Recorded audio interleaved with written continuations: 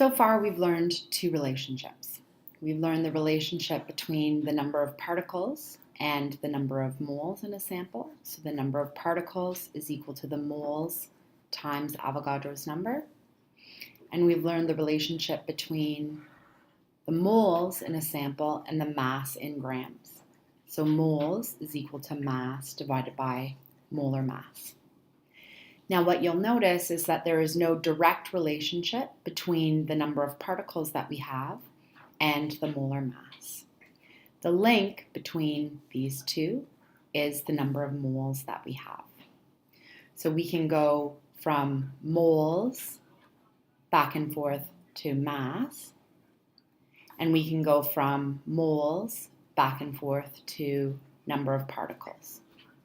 But if we've got the number of particles and we want the mass, or if we've got the mass and we want the number of particles, it's going to be a two-step process where we find the moles first. The other thing that we're going to examine is the relationship between the number of atoms in a sample versus the number of molecules. So for example, if you have H2O, and if I've got two H2O molecules, then the number of atoms that I'm going to have in that sample is going to be 2 times the number of atoms per molecule, which in this case is 3.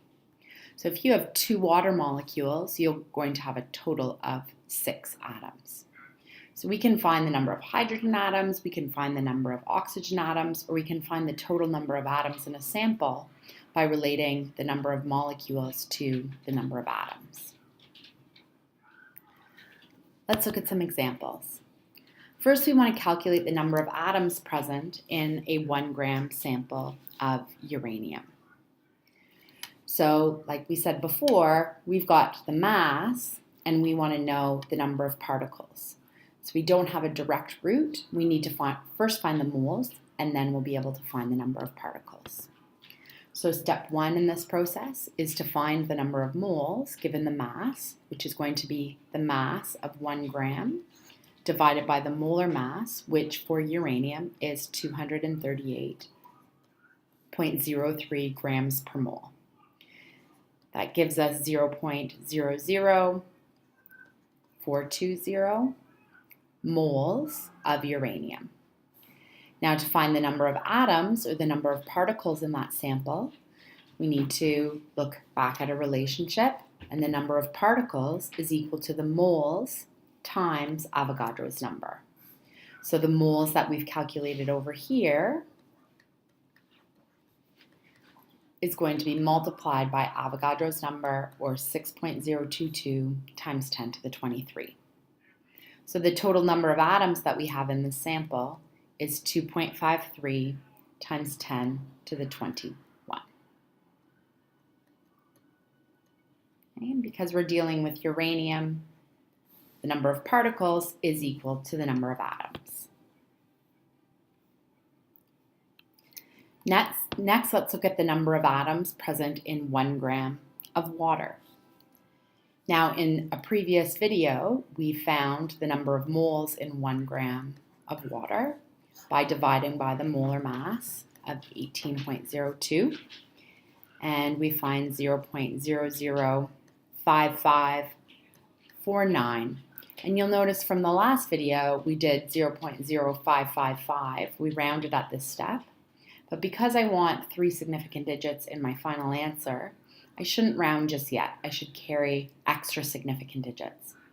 You can do this by either carrying all the digits in your calculator and simply doing the next step in your calculator, or if you're not quite sure about that and you need to write it down and do the next step separately, you want to carry at least 1 extra significant digit. Otherwise, you'll end up with a rounding error. To find the number of water molecules, we're going to take the moles of water, and we're going to multiply by Avogadro's number. And what we find is that we have 3.34 times 10 to the 22 molecules of H2O. The question is asking us for the number of atoms. So when we look at this, this is the number of molecules of water. So in order to find the number of atoms, we need to multiply this by the number of atoms that are in one molecule, which is in this case 3. One molecule contains 3 atoms. So if I have this many molecules, I have 3 times that amount of atoms. And reported to the correct number of significant digits, I get 1.00 times 10 to the 23 atoms. So again, you can do this in your calculator in 3 steps, where we just carry the number in your calculator, or you can stop at each step and carry extra significant digits.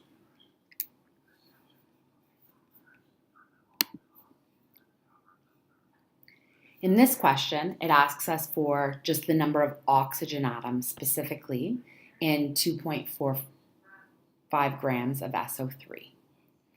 So our process is going to be to first find the number of moles of SO3.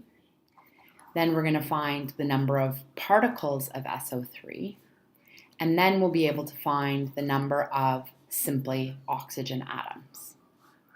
So first, we find the moles of SO3 by taking the mass, 2.45 grams, and we divide by the molar mass, which in this case is 80.07 grams per mole. And we've done that by adding up the molar masses of sulfur and 3 oxygens.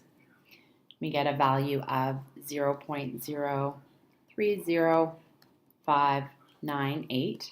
So that's the number of moles of SO3 that we have. To find the number of molecules of SO3, we take the moles that we have and we multiply by Avogadro's number. And when we put that in our calculator, we get 1.84 times 10 to the 22 molecules. Now the question is asking us for the number of oxygen atoms. If I have 1 SO3, I've got 3 oxygen. If I had 10 SO3 molecules, I would have 30 oxygen. So I always have 3 times the amount of oxygen than I do of the full SO3. So my third step here, I need to take my number from step 2, which is 1.84 times 10 to the 22, and I need to multiply that by 3 to get the number of atoms, which is 5.52 times 10 to the 22 atoms.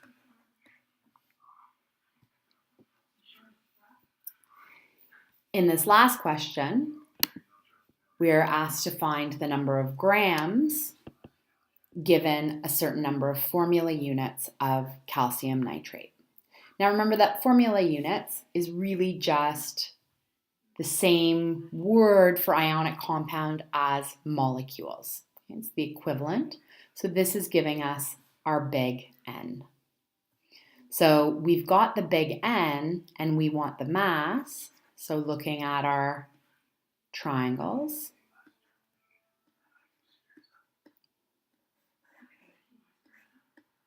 and it's always helpful just to have these in front of you. Okay. Given the big N, I can find the number of moles, and then once I've got the moles, I can find the mass. So it's a 2-step process. So the first step is to find the number of moles by taking the number of formula units, which is 2.15 times 10 to the 18, and dividing by 6.022 times 10 to the 23, or Avogadro's number. And I get a mole count of 3.570 times 10 to the negative 6. And then to find the mass, I need to multiply by the molar mass. And the molar mass for calcium nitrate is 164.1, which gives us a mass of 5.86 times 10 to the negative 4 grams. Now for this molar mass here of 164.1, you're going to want to make sure that you know how to do that. You've got 1 calcium, And then we've got nitrate, and there are 2 of them. So we need to expand this out. That gives us 2 nitrogens and 6 oxygens, because it's really like we have calcium, NO3, NO3. So when we take our total here, we've got 1 calcium, 2 nitrogens, and 6 oxygens. So we need to take the total of all of those, which adds up to 164.10 grams per mole. So that concludes our unit on the mole concept.